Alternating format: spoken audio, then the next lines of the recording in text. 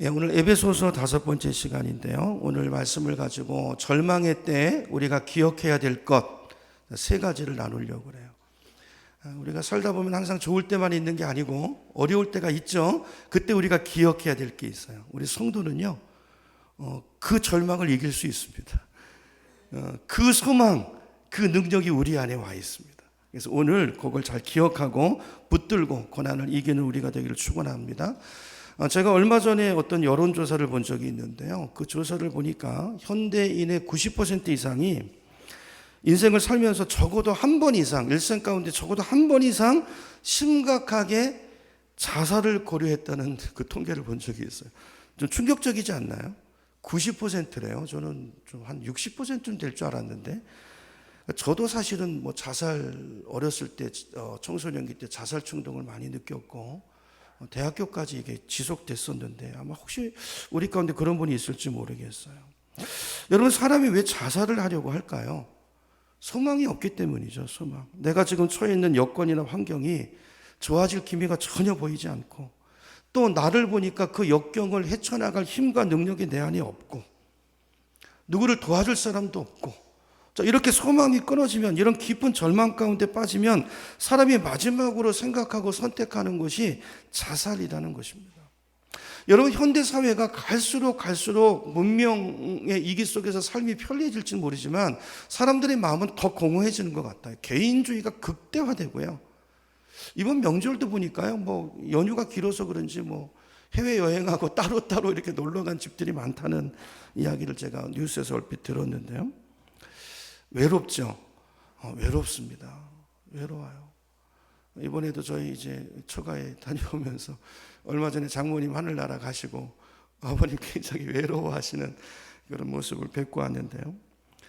우리 가운데 정말 외로움과 이 고독 속에서 힘들어하는 분들이 굉장히 많습니다. 우리 중에도 보면 뭐 자살까지 생각하는 그런 절망은 아니더라도 삶 가운데서 뭐 이런저런 크고 작은 절망을 경험하고 좌절 가운데 있는 분들이 참 많아요. 많은 분들이 낙심하고 있고요. 많은 분들이 절망 가운데 있어요. 어떤 분은 장사를 시작했는데 뭐 예상한 것처럼 뭐 인생이 뭐 뜻대로 되나요?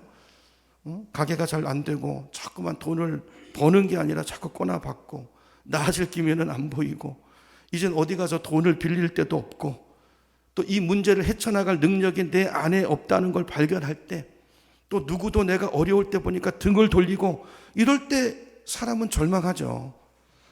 또 우리는 자녀 문제로 절망감을 느낄 때도 있지 않습니까? 다 부모님들이시잖아요. 애들을 키우다 보면 애들이 어렸을 때는 말을 잘 듣다가도 잘 순종하던 애들도 갑자기요 10대가 되면 반항하기 시작해요. 그렇죠? 그런 때가 와요. 집에 일찍 들어오라고 해도 말도 안 듣고요. 새벽까지 그냥 어디서 돌아다니는지, 사귀지 않았으면 좋을 친구들이랑 어울려 다니면서 죄 짓고 방탕하고, 그럴 때 부모가 안타까운 마음으로 타일로도 보고 비로도 보지만 전혀 듣지를 않을 때, 이럴 때 우리는 부모로서 엄청난 실패감과 더불어서 절망감을 느끼게 됩니다. 자, 이런저런 절망이 혹시 여러분 가운데서도 있을지 모르겠는데요. 자, 오늘 중요한 것은, 자, 이런 절망은 옵니다. 오는데, 자, 우리 성도는 이걸 이길 수 있는 소망과 능력을 받은 사람들이에요. 자, 그러므로 오늘 말씀을 통해서 이걸 확인해 보기를 원하는데요. 절망 가운데 있는 분 있습니까? 그렇다면 오늘 나에게 가장 필요한 것이 뭔가? 오늘 말씀을 통해서 주님의 음성을 듣기를 소망합니다. 자, 첫째는 여러분 소망이에요, 소망. 두 번째는 이 문제를 해결해 나갈 수 있는 능력입니다. 그래서 우리는 실제로 주변에 이제 절망 가운데 깊이 빠져 있는 사람 보면 우리가 위로하잖아요. 소망을 주려고 이런저런 말들을 하죠. 야, 괜찮아, 잘 될 거야. 마음 편하게 먹어. 뭐 사람이 죽으라는 법 있냐? 자, 이런 말들을 하는데요. 근데 여러분, 이 말이 도움이 됩니까? 정말 죽을 상황 가운데 있는 사람한테는 이런 말이 도움이 안 됩니다. 안 돼요. 왜 안 될까요?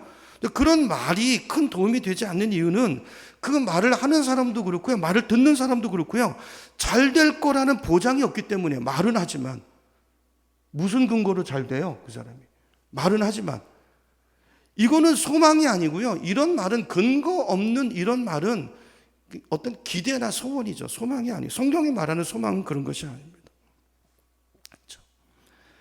또 어떤 사람은 이제 절망에 빠진 사람은 또 이런 말로 위로하기도 해요. 야, 마음 굳게 먹어야 돼. 마음만 굳게 먹으면 못할 일 없어. 자꾸만 못한다 하지 말고 할 수 있다. 그죠? 내가 할 수 있다. 이렇게 말하고 긍정적인 생각을 가져야 돼. 여러분, 그렇지만 이 말도 사실은 힘이 안 될 때가 많습니다. 아니, 왜냐하면 그렇게 할 수 있었으면 벌써 했죠. 왜 이렇게 절망 가운데 그 상황이 왔겠어요. 그죠?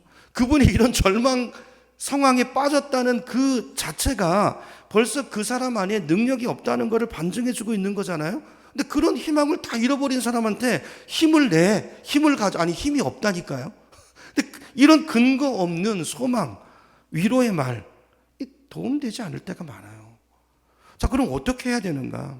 여러분, 우리가 절망 가운데 빠져 있을 때 정말 필요한 것은요, 근거 없는 말이 아니고 근거 있는 소망입니다. 근거 있는 소망, 그걸 붙들어야 되죠. 정말 구체적으로 문제를 해결해 줄 수 있는 실제적인 능력, 이 근거 있는 소망과 실제적인 능력, 이 두 가지가 필요한 것인데, 자, 그런데 이런 소망과 능력은 내 자신에게서 오지 않아요. 그럴 수 있었으면 아까 말한 것처럼 절망에도 안 빠졌겠죠. 자, 그래서 이런 소망과 이런 능력은 외부에서부터 오는 것인데, 그런 능력이, 그런 소망이 우리 안에 주어질 수 있을까요? 있죠.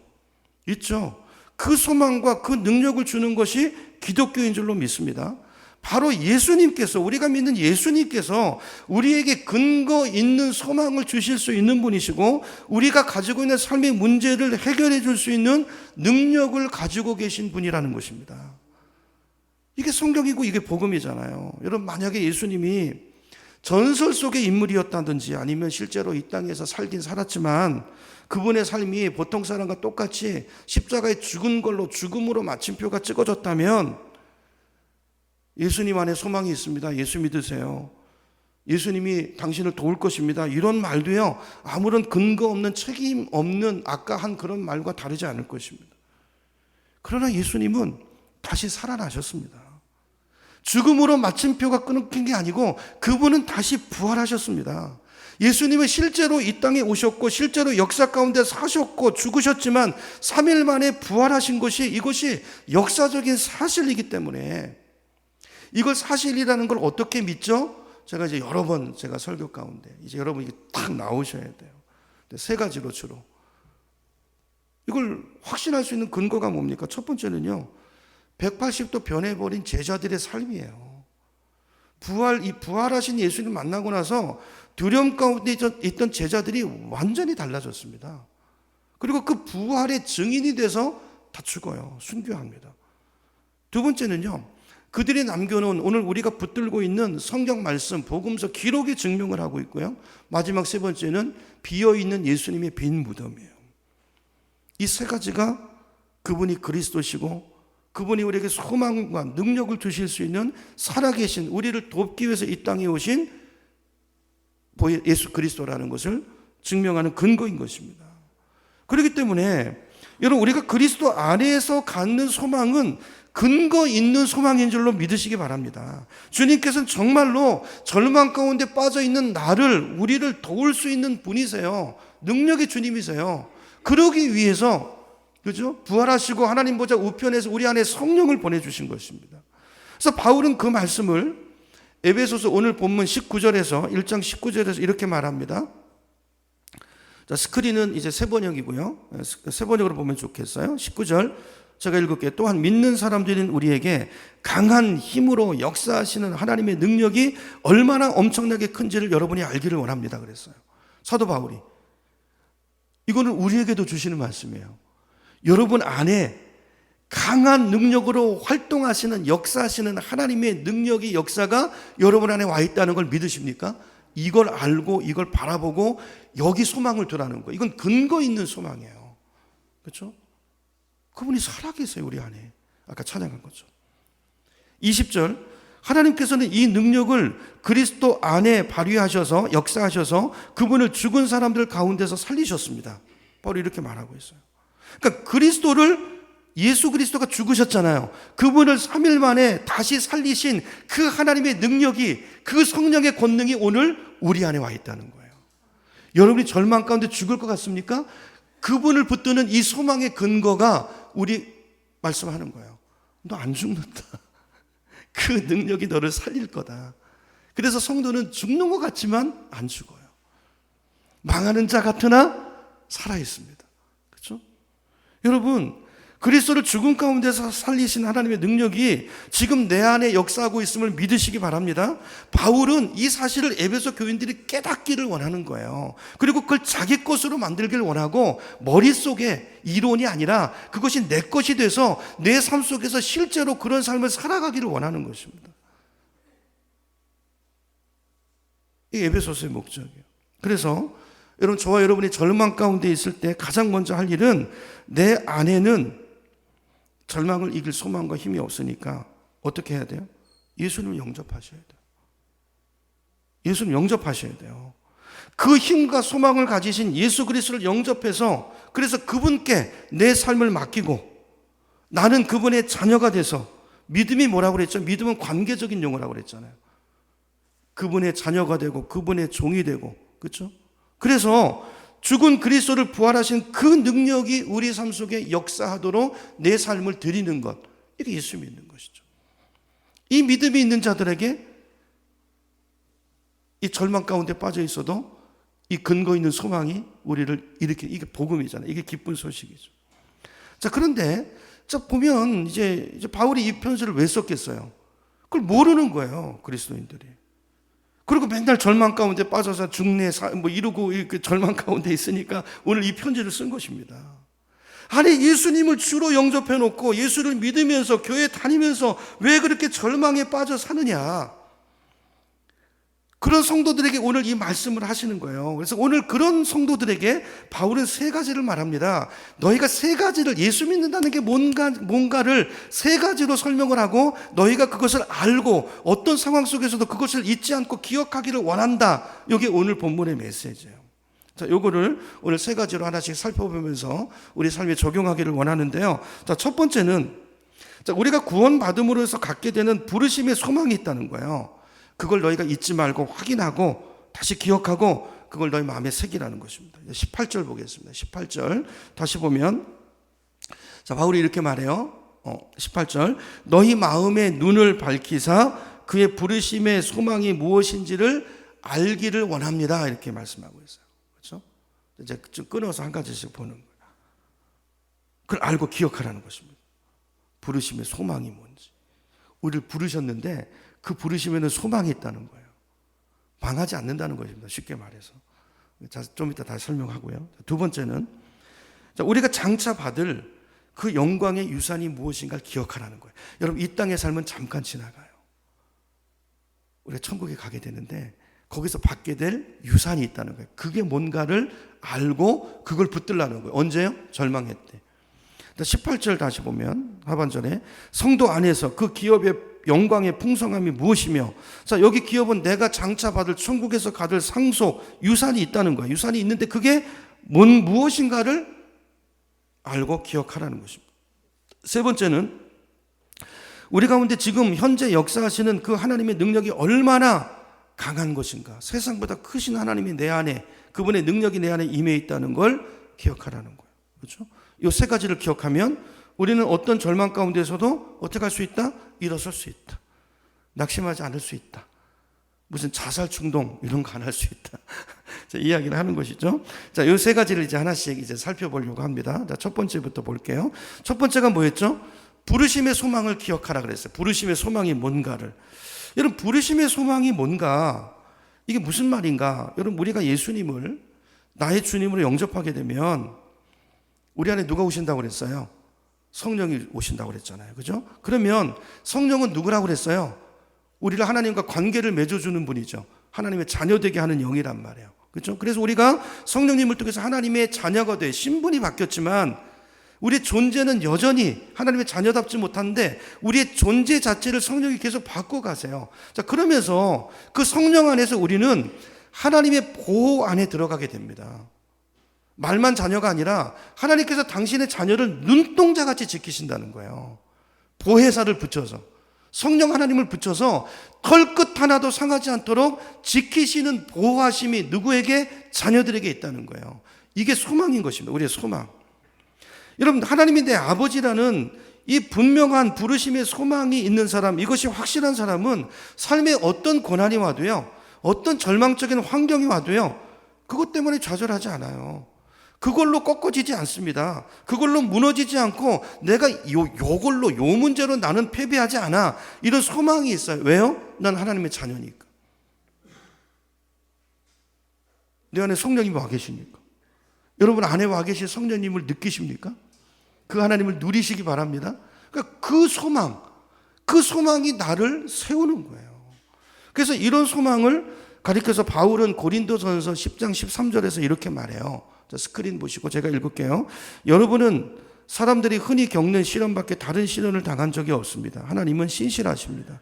여러분이 감당할 수 있는 능력 이상으로 시련을 겪는 것을 하나님은 허락하지 않으십니다. 하나님께서는 시련과 함께 그것을 벗어날 길도 마련해 주셔서 여러분이 그 시련을 넉넉히 견딜 수 있게 해 주십니다. 도와주십니다. 사실은 성령을 말하는 거예요. 성령이 와 계시기 때문에 어떤 시련도 이길 수 있다는 것입니다. 감당치 못할 시련은 없다는 것입니다. 여러분 이게 그러니까 우리 믿음만큼이에요. 그러니까 우리가 이걸 얼마나 이 소망 가운데 있느냐, 내가 얼마나 성령 충만하느냐에 따라서 어떤 사람은 큰 시험도 쉽게 이겨내고 어떤 사람은 조그만 시련만 와도 그 믿음이 없는 분은 그냥 죽내 사내 이제 이런 상황이 오는 것이죠. 근데 이 성령이 우리의 믿음을 키워가시고 하나님의 자녀로 만들어 가신다는 거예요. 이 소망이 확실해지도록 우리 신앙을 이끌어 가신다는 거예요. 여러분 이게 바로 예수님을 주님으로 영접한 하나님의 자녀들이 가질 수 있는 소망인데, 여러분 하나님의 자녀들은요 한 걸음 더 나가서 절망적인 상황이 나를 무너뜨리지 않는 정도가 아니라 그것이 내 삶의 축복이 돼요. 아멘이십니까? 축복이 돼요. 그 근거가 되는 좋은 예가 십자가와 부활의 사건입니다. 여러분 예수님의 제자들을 한번 생각해 보세요. 예수님 제자들이 예수님을 따라다니면서 얼마나 많은 어려움도 겪고 실망할 때도 있었지만 가장 그들이 겪은 깊은 절망의 때는 아마도 예수님께서 무기력하게 붙잡혀서 십자가에 못 박힐 때가 아니었겠습니까? 예수님 죽으시는 거예요. 아니 그래도 무슨 일이 있겠지. 아니 죽으신 힘없이 붙잡혀가서 힘없이 못 박히시고 예수님이 기적을 행하시겠지. 아니 그건 죽으셨어요. 그걸 보고서 절망에 빠집니다. 제자들이. 이제 우리가 어떻게 살아야 되지? 아니 예수님한테 내 인생을 다 걸었는데, 직장도 버리고 가족까지 버리고 주님을 따랐는데 그 예수가 죽었으니 이제 나는 어떻게 살아야 되나, 깊은 절망 가운데 빠집니다. 그렇죠? 깊은 절망 가운데 빠져요. 자, 그런데 이런 제자들에게 이런 절망을 심어줬던 십자가 사건이 그걸로 끝났습니까? 아니잖아요. 부활이 있죠. 부활이 있잖아요. 여러분 오히려 십자가로 인해서 우리 모든 인류의 죄가 사함받을 수 있는 길이 열렸던 것이고요. 그리고 부활의 주님을 만나는, 그리고 전에는 주님이 나와 이렇게 예수님은 육신으로 계셨기 때문에 지금 여기 계시면 동시에 저분 옆에 같이 있을 수 없잖아요. 근데 이제는 우리 안에 동일한 성령님을 보내주셔서 우리가 그 부활의 능력으로 살아갈 수 있는 승리의 길을 열어주신 거예요. 십자가가 우리에게 소망을 준 것입니다.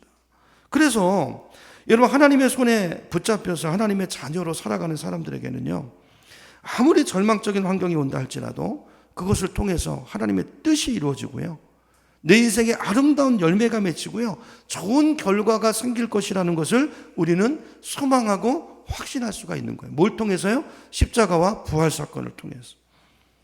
그래서 사도 바울은 이거를 로마서 8장 28절에서 이렇게 말합니다. 우리 스크린 보고 우리 한번, 피곤하시죠? 연휴 보내고 와서 피곤하신데 8장 28절 우리 스크린 보고 같이 읽겠습니다. 시작. 하나님을 사랑하는 사람들, 곧 하나님의 뜻대로 부르심을 받은 사람들에게는 모든 일이 서로 협력해서 선을 이루신다는 것을 우리는 압니다. 그랬어요. 압니다. 여러분 하나님의 자녀들인 저와 여러분에게는 이 세상에 어떤 역경도, 어떤 위기도, 어떤 고난도, 어떤 절망을 가져오는 그런 환경도 우리를 결코 패배시키지 못할 뿐 아니라, 그죠? 그 역경이 오히려 축복으로 바뀌어진다는 것을 사도 바울이 이야기하는 거예요. 여러분 그걸 오늘 분명히 이 사실을 믿을 수 있는, 이 소망의 근거를 가지고 남은 인생을 살아갈 수 있는 저 여러분 되기를 축원합니다. 자, 이게 첫 번째고요. 두 번째는요, 우리가 절망 가운데 빠졌을 때 기억해야 될 것, 두 번째는 하나님이 우리에게 약속하신 유산이에요. 유산. 여러분, 우리는 유산이 있습니다.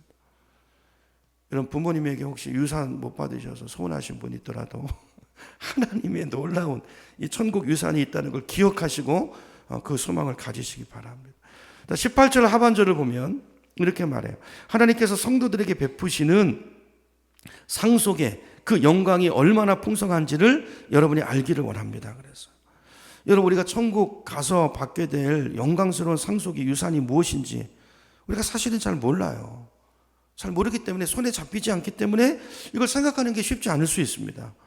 성경을 읽어보면 여러분, 천국에 관한 이야기는 많지만 천국이 어떤 곳일지, 그곳에 누리는 영광이 어떤 것인가를 설명하는 모습은 성경에 그렇게 많이 기록되어 있지 않아요. 사실은 있어도 다 상징입니다. 왜 그럴까요? 그 이유는요, 여러분, 영생이니 천국이니 지옥이니 하는 것은 영적인 세계이기 때문에 우리의 이해와 경험을 가지고 이해할 수 없는 세계입니다. 그렇죠? 우리가 살고 있는 이 3차원의 세계보다 훨씬 더 높은 차원의 세계이기 때문에 아무리 하나님이 좋은 말로 천국을 그려주시고 설명해도 우리는 이해가 되지 않아요. 마치 뭐와 같으냐면 3차원에 우리는 4차원을 살고 있잖아요. 시간까지 해서. 근데 우리가 개미한테 우리가 살고 있는 행복을 설명해 주는 것과 똑같아요. 우리가 아무리 잘 설명해 줘도 개미가 이 차원을 이해할 수 있겠습니까? 이해할 수 없죠. 마찬가지인 것입니다. 그래서 하나님께서 아무리 그 영적인 세계를, 천국을 설명해봤자 우리가 이해할 수 없으니까 안 하시는 것입니다. 자, 그러나 상징적으로 천국이 어떤 곳인가라는 힌트는 성경에 여러 곳을 주셨어요. 자, 그 중에 한 군데를 찾아볼게요. 요한계시록 21장을 보면, 자, 새하늘과 새 땅 얘기를 하면서 3절에, 스크린 보세요. 그래서 3절 보면 이렇게 말합니다. 제가 읽습니다. 그때 나는 보좌에서 큰 음성이 울려 나오는 것을 들었습니다. 보아라, 하나님의 집이 사람들 가운데 있다. 하나님이 그들 가운데 함께 계실 것이요, 그들은 하나님의 백성이 될 것이다. 하나님이 친히 그들과 함께 계시고, 4절, 그들의 눈에서 모든 눈물을 닦아주실 것이니 다시는 뭐가 없고요? 죽음이 없고, 또 뭐가 없습니까? 슬픔도 없고, 울부짖음도 없고, 고통도 없을 것이다. 왜냐하면 이전 것들이 다 사라져버렸기 때문이다. 원문을 보면 끝났기 때문이라는 거예요. 이런 고통은 여기까지입니다. 이 땅에 사는 기간 동안이라는 거예요. 자, 여기 말씀을 보면 천국은 어떤 곳인가? 천국은 우리가 이 땅에 살면서 사실 다 죄로 인한 거잖아요. 다 그 원인은 죄입니다. 죄 때문에 오는 그 절망 가운데서 느끼는, 때로는 가슴을 도려낼 것 같은 그런 슬픔이 있고 아픔이 있고 이런 고통이 이 땅 가운데 있는데, 근데 이게 영원히 계속되지 않고 끝나는 곳이 있다는 거예요. 그게 어디입니까? 그게 천국이에요. 근데 끝나지 않고 그것이 또 확산돼서 계속되는 곳이 있어요. 거기가 어디입니까? 거기가 지옥이라는 거예요. 그렇죠? 이 땅에서 우리가 느끼는 절망, 고통, 그거에 곱하기 1억만 배쯤 해서 그게 영원히 지속되는 곳, 그것이 지옥이고, 그것이 끝나는 것. 오히려 하나님이 주시는 기쁨, 우리가 이 땅에서 누리는 행복, 그거 곱하기 억만 배를 해서 그것이 영원토록 지속되는 행복과 기쁨의 나라, 그것이 천국이라고 요한이 설명을 하고 있습니다. 그러니까 천국에는 이런 고통이 다 사라져버리고 없는 곳이라는 거예요. 4절 상반절에 다시 보면 이렇게 되어 있죠. 그들의 눈에서 모든 눈물을 닦아주실 것이다 그랬습니다. 그러니까 천국엔 뭐가 있습니까? 슬픔이 있는 게 아니고 하나님의 위로가 있다는 거예요. 여러분이 이 땅 가운데서, 절망 가운데서 흘린 눈물 한 방울 한 방울, 그걸 하나님은 다 병에 담으시고 다 기억하시고 세시고 그 속에 담겨있는 슬픔을 위로해 주시는 이 하나님의 놀라운 위로가, 또 갈기갈기 찢겨진 상한 그 마음, 그걸 어루만져 주시는 하나님의 놀라운 치유가 천국에 있다는 것입니다. 여러분, 우리 삶에 있는 이 땅에서 절망은 계속되지 않습니다. 언젠가는 끝이 나고 하나님의 위로가, 또 하나님이 우리의 그 눈물을 씻어줄 그 날이 우리를 기다리고 있고, 그곳이 천국이고 우리는 그곳을 뭘로 받았어요? 유산으로 받은 사람들이라는 거예요.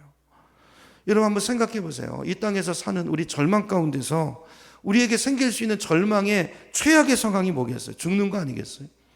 죽는 거잖아요. 뭐 죽기밖에 더 하겠어요? 절망 속에서. 죄 안 되면, 안 풀리면 죽는 거잖아요.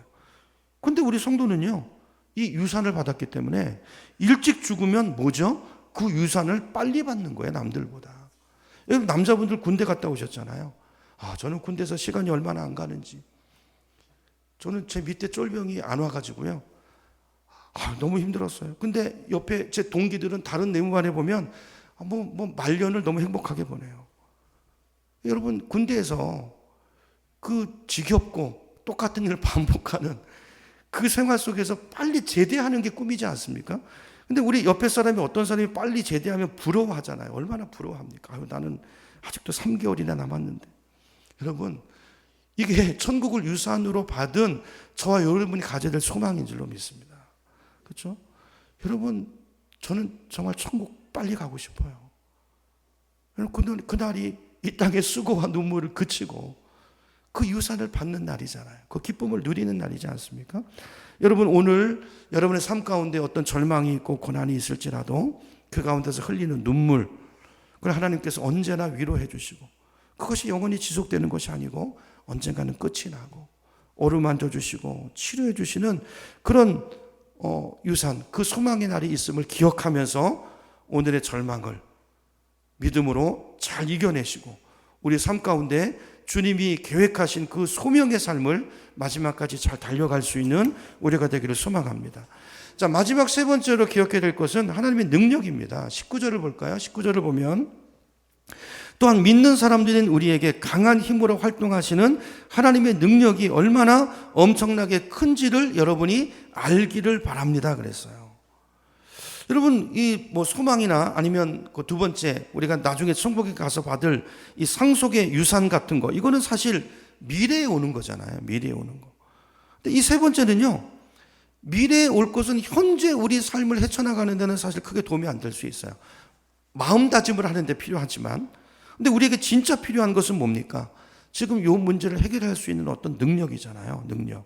근데 하나님께서 바로 이 능력을 우리에게 약속하고 계시는 거예요. 그 능력이 우리 삶 가운데 성령을 통해서 역사하고 있다는 것입니다. 그렇죠? 여러분, 죽은 예수님을 살리신 하나님의 능력이 역사하시면 우리 가운데 해결하지 못할 문제가 뭐가 있겠습니까?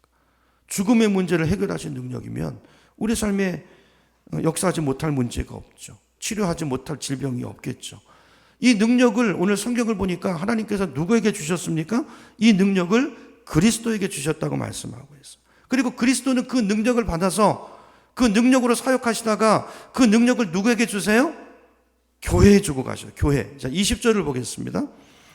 자, 에베소서 1장 20절을 보면, 자, 하나님께서는 이 능력을 그리스도 안에 발휘하셔서 그분을 죽은 사람들 가운데서 살리시고, 자, 하늘에서 자기 오른편에 앉히셔서, 오른편은 권세자들 말하죠. 21절, 모든 정권과 권세와 능력과 주권 위에, 그리고 이 세상뿐 아니라 오는 세상에서 일컬을 모든 이름 위에 뛰어나게 하셨습니다. 그랬어요. 하나님께서 그 능력을 누구에게? 그리스도에게 주셨다는, 모든 이름이 뛰어나신 그 이름, 권능을 다 주셨다는 것입니다. 그리고 예수님은 그 능력을 누구에게 주셨어요? 교회에게 주셨어요. 주님의 몸된 교회에게. 그래서 여러분, 예수님의 이 엄청난 능력이 현실로 드러나고 표현되고 가시화되는 곳이 어디냐 하면 하나님의 나라, 교회인 줄로 믿으시기 바랍니다. 그래서 자, 22절로 가보시면요, 하나님께서는 만물을 누구 아래 굴복시키시고요? 그리스도의 발 아래. 그리고 그분을 만물 위에 교회의 머리로 삼으셨다 그랬어요. 그러면서 마지막 절에 뭐라고 말씀합니까? 교회는 그분의 몸이고 하늘과 땅의 모든 권세를 가지신 그분의 몸이고 만물 안에서, 만물 속에 존재하면서, 세상 속에 존재하면서 그 세상을 충만하게 하는 분의 충만이라고 말씀하고 있어요. 여러분, 이게 그리스도의 사명이고 교회의 역할이고 성도의 사명인 것입니다. 그래서 여러분, 교회가 정말 주님의 몸된 교회고 저 여러분이 그 교회의 지체라면, 그죠? 우리의 삶을 통해서, 그리고 그런 교회 안에 하나님의 놀라운 기적의 역사가 일어나는 것이 당연한 것이라는 것입니다. 이 능력이 이 교회 안에 머물고 있다는 거예요. 중요한 것은 우리의 믿음이에요. 믿음. 절망 가운데 있을 때 오늘 바울이 권면하는 이 세 가지를 우리가 분명히 기억하고 우리를 그렇게 여기고 그렇게 기억하고 그 믿음으로 이렇게 승리할 수 있는 저 여러분 되기를 축원합니다. 그래서 저는 이제 우리 교회를 통해서 하나님의 놀라운 능력이 나타나는, 선포되는 그런 우리 교회가, 그런 교회가 되기를 소망합니다. 치유가 일어나고 믿음의 역사가 일어나고, 그렇죠? 또 정신과 의사가 고치지 못한 그런 정신적인 질병들도 우리가 악한 영을 쫓아내므로 치료받는 이런 초자연적인 역사들이 오늘날에도요, 그 권능의 주님이 우리의 머리 되시고 그 능력이 우리 안에 동일하게 역사하고 있기 때문에 우리가 믿음으로 그런 일들을 감당할 수 있어야 된다는 것입니다. 자, 말씀을 정리합니다. 자, 우리가 절망 가운데 빠질 때가 있는데 예수 믿어도 그럴 때 우리가 어떻게 해야 되는가? 자, 오늘 세 가지로 정리했는데요. 적용으로 몇 가지 말씀드리고 이제 마무리를 하려고 합니다. 첫째는 여러분 예수님을 영접하셔야 돼요. 혹시 잘 예수님 영접하지 않으신 분이 있다면 예수님 영접하시기 바랍니다. 그분을 내 삶에 모셔드려서 주님으로 영접하고, 그래서 예수님이 하나님이 나의 아버지가 되시고 내가 그분의 자녀가 되는 그 관계 속에 들어가셔서, 그러면 하나님이 여러분의 인생을 책임져 주실 거예요. 이게 뭐죠? 소망이라고 그래요. 소망. 이 소망을 붙드시고, 두 번째는 절망 가운데 있을 때 여러분 교회 생활을 열심히 하셔야 돼요. 그때일수록. 왜냐하면 하나님의 능력이 어디서 역사한다고요? 교회 안에서 역사합니다. 여러분 예배 열심히 참석하시고 기도회도 나오시고, 여러분 절망의 때 교회와 더 가까워지셔야 돼요. 교회와 멀어지시면 안 됩니다. 그렇죠? 하나님의 말씀도 배우시고 기도도 하시고 봉사도 하시고, 그렇죠? 여러분 이 세상에서 소망을 찾을 수 없고 능력의 주님을 만날 수 없습니다. 교회에 붙어 있으셔야 돼요. 세 번째는 여러분 성경을 열심히 읽으시기 바랍니다. 우리가 추구하는 이런 소망이라는 것은 근거 없는, 서두에 말씀드렸던 그냥 막연하게 뭐 잘 되겠지 이런 소원이 아니고 막연한 기대가 아니고 근거 있는 소망이어야 하기 때문이에요. 그래서 여러분 성경을 읽으셔야 되는 것입니다. 자, 성경에 보면 하나님께 많은 약속이 있어요. 약속. 그 약속을 붙드는 것이 근거 있는 소망을 붙드는 거예요. 여러분 신실하신 주님께서 나에게 약속하셨으니까 그대로 될 것이라고 믿는 이것이 우리의 소망이지, 막연하게 잘 될 거야, 이런 긍정적인 사고가 우리의 소망이 될 수가 없는 것입니다. 자, 그러므로 이런 약속, 이 소망의 근거를 붙들기 위해서 여러분 부지런히 성경을 읽으시고 성경 공부를 하셔야 되는 거예요. 마지막 한 가지 더 붙이면 네 번째는 마지막으로 기도입니다. 기도. 여러분 하나님께서 그리스도를 살리신 이런 능력은 저절로 역사하는 것이 아니라 기도를 통해서 오는 거예요. 기도를 통해서. 특별히 믿음으로 드리는 기도를 통해서 그 능력이 우리 안에 임하는 줄 믿으시기 바랍니다. 그래서 마태복음 17장 20절에 보니까 주님이 이렇게 말씀하세요. 너희에게 겨자씨 한 알 만한 믿음이라도 있으면 이 산더러 여기서 저기로 옮겨지라 해도 그대로 될 것이다 그랬어요. 이 말씀을 잘 이해하셔야 됩니다. 산이 옮겨지는 믿음의 근거가, 그 역사의 기적의 근거가 우리 믿음에 있지 않아요. 그래서 겨자씨라고 말하는 거예요. 내 믿음이 겨자씨라 역사가 안 일어나고 믿음이 커야 산이 움직여지고 우리는 이렇게 이해하는데 그게 아니고, 믿음이 작아도 돼요. 큰 믿음이 필요하지 않습니다. 겨자씨만한 믿음이 있어도 이 능력의 근거 원천이 하나님이시기 때문에 그분을 붙드는 믿음만 있으면 이런 기적의 역사도 우리 삶에 일어난다는 거예요. 그렇죠? 기도에 대한 약속이죠. 여러분 기도하셔야 됩니다. 하나님을 모를 때는 우리가 절망할 수밖에 없지만 하나님의 자녀가 된 우리들은 절망할 수가 없어요. 왜요? 우리에게 소망이 있기 때문에. 그분이 내 아버지인데. 그죠? 왜 우리가 잘못되겠어요? 하나님의 약속이 있어요. 그리고 천국에 대한 기대가 있고 그 일을 이루어 가시기 위해서 성령 하나님이 우리 안에 오셨어요. 여러분 우리는 잘못될 수 없는 사람들입니다. 그러니까 오늘 그 절망 가운데 여러분의 어떤 감정에 빠져서 여러분 스스로 무너지지 않는 한 그 누구도 우리를 넘어뜨릴 수 없고 무너뜨릴 수 없다는 걸 기억하시고, 무엇보다도 우리 삶 가운데 구체적으로 역사하시고 지금도 살아계셔서 도와주시는 부활의 영이신 성령님이 우리 안에 능력으로 행하고 운행하시고 역사하시다는 것을 믿으시고 깨달으시고 그분의 능력으로 어떤 역경과 고난을 헤치고 승리의 삶을 걸어가시는 우리 모두가 되기를 주님의 이름으로 축원합니다.